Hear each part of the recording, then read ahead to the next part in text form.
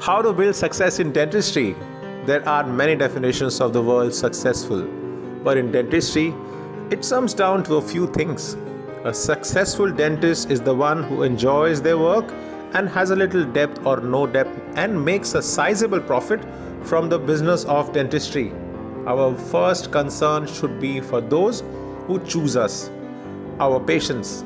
Their well-being should be our primary concern, and we should strive down to do what is the best for our patients. Never ever value the power of success by the number of zeros attached to your gross salary.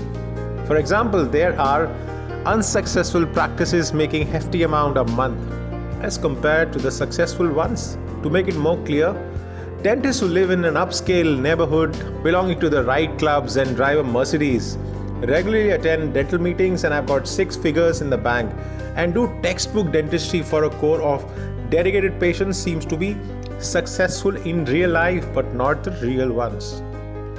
Real ones are those who are practicing need-based dentistry with honesty and contentment. Dentists are a product of their experiences.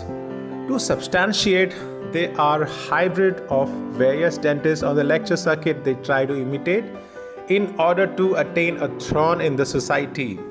They should establish their own identity, develop a vision, a plan, follow the plan with enthusiasm, craftsmanship, entrepreneur skills, and hospitality.